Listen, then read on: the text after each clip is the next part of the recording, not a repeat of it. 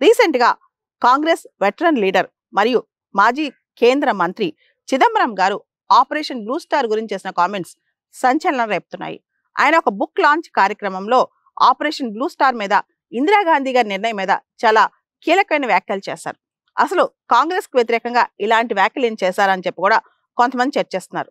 అసలు ఏం చేశారు? ఆపరేషన్ బ్లూ స్టార్ లాంచ్ చేయడం అనేది ఇందిరాగాంధీ గారు చేసిన తప్పిదం అని, దాన్ని వేరే విధంగా డీల్ చేసి ఉండాల్సిందని, ఎప్పుడైతే జూన్ 1వ తారీఖు నుంచి 10వ తారీఖు వరకు ఈ ఆపరేషన్ 1984లో స్వర్ణ దేవాలయంలో జరిగిందో, అమృత్సర్లోని స్వర్ణ దేవాలయంలో జరిగిందో, దీన్ని ఇందిరాగాంధీ గారు వేరే విధంగా డీల్ చేసి ఉండాల్సిందని, ఇలా ఆర్మ్డ్ ఫోర్సెస్ ని స్వర్ణ దేవాలయంలోకి పంపించకుండా ఉండాల్సిందని చెప్పి ఆయన వ్యాఖ్యానించారు. అయితే ఆ తప్పిదం వల్ల ఇందిరాగాంధీ గారు తన జీవితాన్నే మూల్యంగా చెల్లించాల్సి వచ్చిందని, తన జీవితాన్ని కోల్పోయారని కూడా చెప్పుకొచ్చారనమాట. మనందరూ తెలుసు, operation blue star June 1984 Jarnail Singh Bhindranwale అనే టెర్రరిస్ట్ ఆధ్వర్యంలో చాలా మంది సిక్ టెర్రరిస్టులు స్వర్ణ దేవాలయంలోకి ఎంటర్ అయిపోయారనమాట.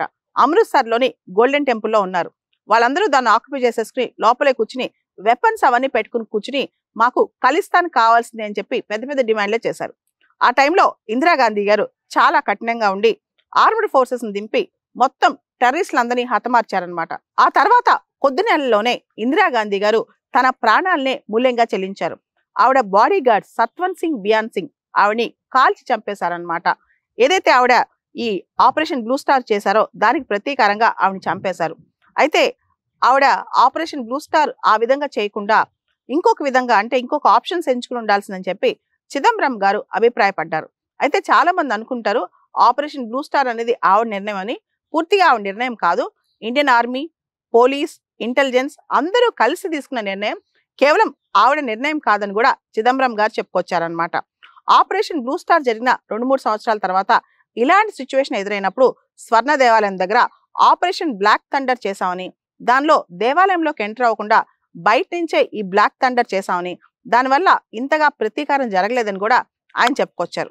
సో ఇక్కడ ఖలిస్తాన్ ఉద్యమం, జర్నైల్ సింగ్ భింద్రవాలా ఈయన స్టోరీ మనం తెలుసుకోవాలి. సిక్కులకి సపరేట్ దేశం కావాలని, సోవరిన్ కంట్రీ కావాలని ఒక ఉద్యమం నడుస్తుంది. ఇప్పుడు కూడా చాలా మంది బయట దేశాల నుంచి కూడా ఆ ఉద్యమం కోసం పోరాడుతూనే ఉన్నారు. మనకు తెలిస్తే జర్నైల్ సింగ్ భింద్రవాలా వీళ్ళందరూ కూడా స్వర్ణ దేవాలయంలోకి ఎంటర్ అయిపోయారు. పూర్తిగా దాన్ని కంట్రోల్లోకి తీసుకుని వెపన్స్ అన్ని పెట్టుకుని అక్కడే కూర్చున్నారనమాట. వాళ్ళని ఏ విధంగా బయటకు తీయాలి, ఏ విధంగా ఏరివేయాలి అని చెప్పి అప్పుడు ప్రభుత్వం ఒక నిర్ణయం తీసుకుంది. అదే ఆపరేషన్ బ్లూ స్టార్. 1984లో ఇది చాలా పెద్ద న్యూస్ అన్నమాట. ఆ తర్వాత మనం చూస్తే ఇందిరాగాంధీ గారి హత్య. ఇందిరాగాంధీ గారి హత్య తర్వాత సిక్కుల పైన ఊచకోత కూడా ఢిల్లీ పరిసర ప్రాంతాల్లో చాలా పెద్ద ఎత్తున జరిగిందనమాట. ఇవన్నీ చూస్తే ఇంతటి మారణ హోమం ఎందుకు జరిగింది, 4 ఏళ్ల క్రితం జరగాల్సిన అవసరం ఏమొచ్చిందని చెప్పి చాలా మంది ఆలోచిస్తున్నారు. ఇప్పటికి కూడా ఖలిస్తానికి సంబంధించిన చాలా స్లీపర్ సెల్స్ ఇతర దేశాల్లో, కెనడా కావచ్చు, యూకే కావచ్చు, ఆస్ట్రేలియా కావచ్చు, అమెరికా కావచ్చు, చాలా ప్రాంతాల్లో ఇవి ఆపరేషన్లో ఉన్నాయంట. మనం చూస్తే గనక ఖలిస్తాన్ ఉద్యమానికి ఇతర దేశాల నుంచి కూడా కాస్త సింపతి ఉంది. ఆ విషయంలోనే భారతదేశం కూడా కాస్త కఠినంగా ఉంటుంది. రీసెంట్ గా చూస్తే గత 2-3 సంవత్సరాల నుంచి ఇండియా కెనడా రిలేషన్స్ లో కూడా ఈ విషయమే తరచూ ప్రస్తావనలో కూడా వచ్చిందనమాట.